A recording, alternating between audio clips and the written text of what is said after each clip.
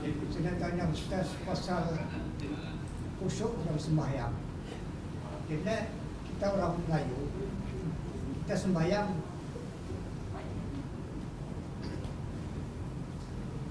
ini sembahyang memang orang Melayu, tapi kita bahasanya bahasa Arab. Kalau itu sembahyang baca, orang bahasa Arab dia tahu dia baca. Inna sholati sembahyang aku, wa nusuki itu aku, mahyaya wa mati aku, semua tahu dia orang bahasa Arab.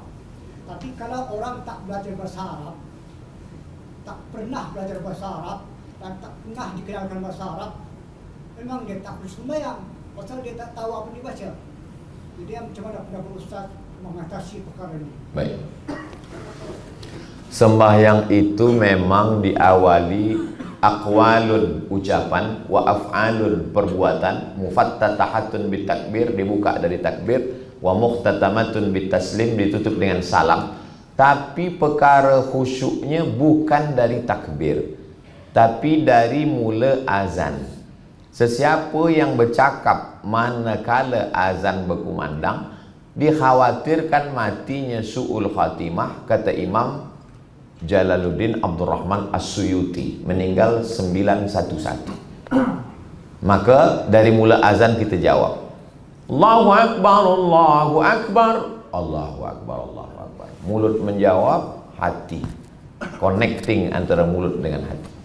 Asyhadu an la ilaha illallah, Allahumma shalli ala sayyidina Muhammad. Asyhadu an la ilaha illallah, hayya 'alal falah, la haula wala quwwata illa billah. Tutup dengan doa wasilah. Allahumma rabb hadhihi ad-da'wati tammati was salatil qa'imah. Itu istihdarul qalb, menghadirkan hati. Menjawab azan itu hati kita yang mula jauh ke mana-mana, membalikkan dia ke dalam dengan menjawab azan. Lalu kemudian wudu.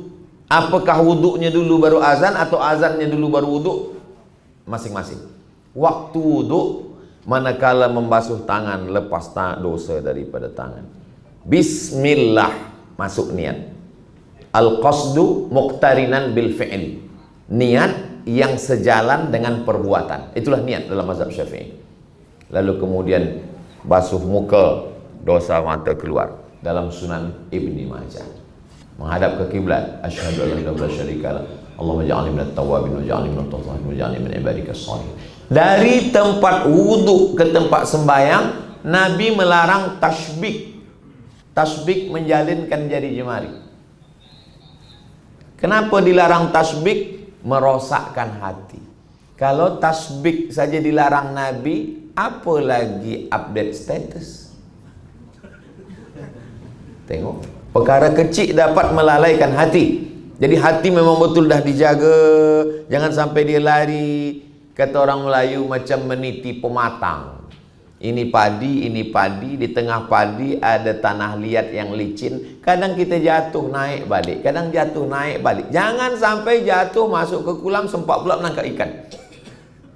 Jaga betul. Dari mula azan, wuduk, tak boleh tasbih, menunggu sembahyang, berzikir, berselawat, hadirkan hati, pasang niat dalam takbiratul ihram dalam mazhab Syafi'i. Qasad, ta'arad, ta'yin. Sembahyang apa? Subuh. Berapa rakaat? 2. Jadi imam atau jadi makmum? Makmum. Ada apa qada? Ada. Allahu Akbar. Itu maka mazhab Syafi'i takbirnya panjang. Makkah pendek aja. Allahu Akbar. Bila dia berniat? Dia mazhab Hambali, niat dia sebelum takbir. Kita mazhab Syafi'i di dalam takbiratul ihram tu kita berniat Allahu Akbar. Tapi karena hati kita ni kadang berbalik, untuk menguatkan hati, lidaf'il waswasah, maka kita lafazkan usolli fardhu subhi rak'ataini adaan ma'muman. Ada yang pakai mustaqbilal qiblah lillahi ta'ala. Allahu Akbar, menguatkan hati. Bagi yang belum belajar, apakah dia wajib menterjemah, translate inna salati, my praying, wa mahyaya, my life? Tidak. Saya tak pernah katakan macam itu dalam setiap tazkirah saya. Hanya faham secara am saja pun cukuplah. Andai tak faham secara am, maka dia ingatkan bacaan dia itu saja. Kita tidak membayangkan apapun.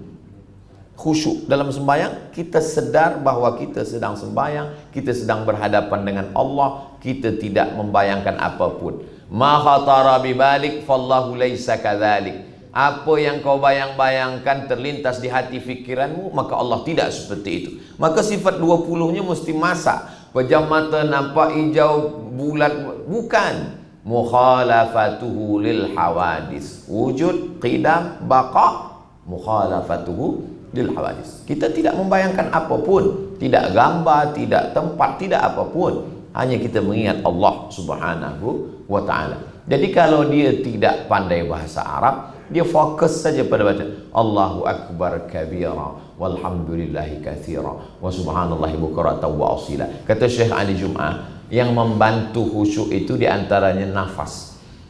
Jadi sesuai dengan nafas kita masing-masing. Ada orang iftitah itu dia bagi 3 nafas. Allahu Akbar kabira walhamdulillahi katsira wa subhanallahi bukratan wa asila. Wajjahtu wajhiya lilladzi fatara as-samawati wal arda hanifan musliman wa ana minal musyrikin. Inna salati wa nusuki wa mahyaya wa mamati lillahi rabbil alamin la syarika lahu wa bidzalika umirtu wa ana minal muslimin. Itu membantu juga. Ada pula setengah orang iftitah Fatihah ayat 1 nafas. Macam mana kau boleh macam itu? Saya ni murid Valentino Rossi. Nabi itu sembahyang. Nabi kalau sembahyang dia mulut. Nabi itu kalau sembahyang dia mulut, dia baca, bukan tak dia baca. Kalau bahasa Arab membaca itu namanya qiraah. Kalau mulut tak membaca itu namanya mutala'ah. Tempat kita baca tak baca reading, baca tak baca baca. Jadi kalau ada bila ada orang baca novel baca, dan ketika Hayati berjumpa dengan Zainuddin dalam tenggelamnya kapal Van der Wijk Buya Hamka, itu namanya qiraah. Tapi kalau mulut diam saja, itu namanya mutala'ah. Kita sembahyang itu bukan mutala'ah. Sembahyang itu qiraah.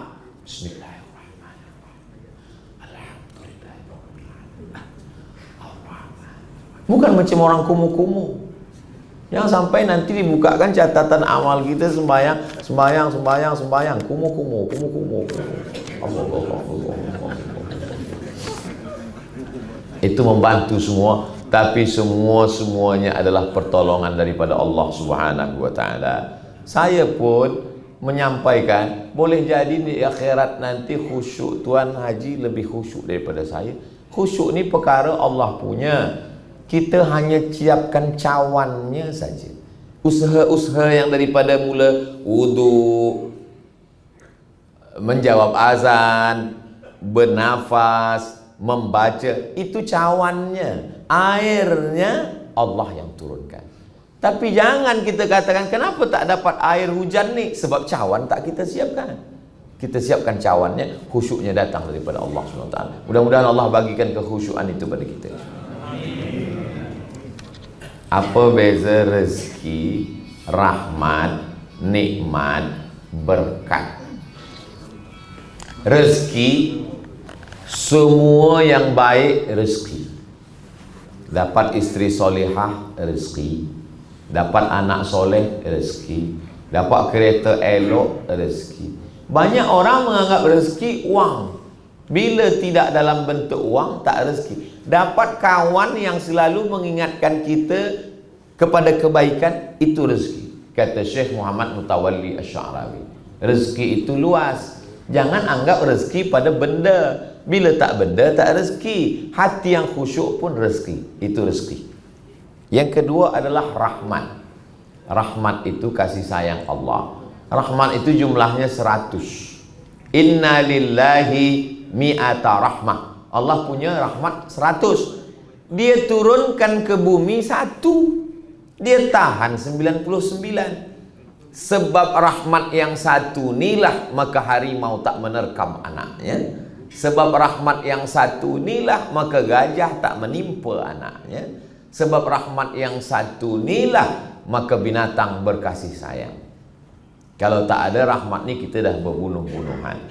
Maka awal hadis dalam ilmu hadis yang selalu diajarkan ulama, Awwalu hadisin sami'tu anhu. Hadis pertama yang aku dengar daripada guru saya mendengar hadis pertama dari guru saya mendengar hadis pertama dari guru saya, sampailah kepada guru-gurunya dari sahabat Nabi namanya Abdullah bin Amr bin As, dari Nabi Muhammad SAW. Ar-rahimuna yarhamuhumur rahman, irhamu man fil ardi yarhamkum man fis sama. Orang yang berkasih sayanglah yang disayangi Allah. Sayangi makhluk yang di bumi, maka malaikat-malaikat di langit akan memintakan kasih sayang kepada Allah untuk kamu. Rahmat adalah kasih sayang. Nikmat yang diberikan Allah Subhanahu wa ta'ala itu, apa beza dia dengan rezeki? Kalau dia dalam bentuknya sama-sama kereta, yang satu membawa ke masjid, yang satu membawa ke tempat maksiat. Yang membawa ke masjid itu namanya nikmat, yang membawa ke tempat maksiat namanya nikmat. Pakai nikmat. Makanya kita selalu semua ni mudah-mudahan menjadi nikmat. Saya sembahyang Ustaz, tapi hidup saya susah. Kawan saya tak sembahyang, dia tak puasa, dia tak bersedekah, tapi semua hidup dia selesa, dia senang. Dia dapat nikmat, dia tidak dapat nikmat. Dia sedang dapat nikmah. Dan orang menyangka itu nikmat, padahal itu adalah azab. Azab dalam bentuk nikmat. Sanastadrijuhum min haitsu la ya'lamun. Kami tunda azabnya, dan dia merasa sedang menipu Allah. Yukhadi'un Allah. Tengok, aku sedang menipu Allah. Aku tak ada sembahyang, aku tak ada dengar tazkirah, hidup aku senang. Innallaha la yumli liz-zalim. Orang yang aniaya itu diulur Allah, macam main layang-layang, makin diulur makin tinggi supaya tersangkutnya makin jauh. Tapi orang yang ada, dia salah sikit terus saja dihukum Allah. Supaya apa? Hatta yalqa, sampai dia menghadap Allah mati. Yamshi alal ardi makanan alaihi khati'ah, sampai dia berjalan di atas muka bumi tak ada salah sikit pun. Kita ingin, kalau kita silap, kita salah, kita ingin segera dihukum Allah di dunia, supaya kita menghadap Allah tak ada apa-apa lagi, terus masuk surga saja insyaAllah. Yang terakhir adalah berkah. Berkah ni begini, Tuan Haji punya tanah, saya punya tanah, Pihin punya tanah, Doktor Rektor punya tanah. Tanah kita sama. Tanah. Datanglah unta. Unta turun ke tanah saya. Kenapa ke tanah Ustaz? Sebab saya bagi tazkirah, saya kata tanah saya. Unta yang turun itu bahasa Arabnya baraka ya buruku.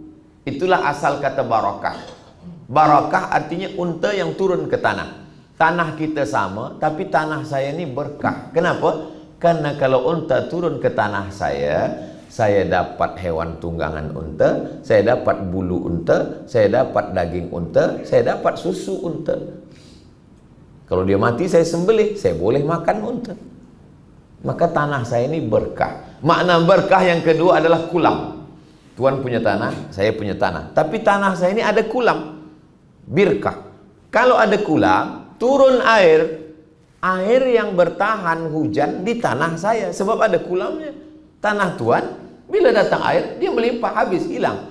Kerana ada kulam, ada ikan. Kerana ada kulam, ada lumut. Kerana ada kulam, ada tumbuhan tanaman hijau. Maka tanah saya berkah. Makna berkah, ziyadatul khair, kelebihan kebaikan. Sama-sama umur 17 tahun. Tapi yang 17 ini ada kelebihan. Hafaz Quran, boleh bahasa Arab, berbakti pada orang tua. Yang ini game online, judi online. Nauzubillah. Sama-sama 300 mililiter. Sama-sama 300. Yang membezakan itu apa? Isinya. Yang satu isinya air putih, tapi yang satu lagi isinya madu. Yang satu lagi isinya air zam-zam. Barakah terletak pada isinya. Sama-sama hidup hari ini, 30 hari bulan Januari 2023, sama-sama hidup, tapi barakahnya beza. Barakah kita lebih banyak.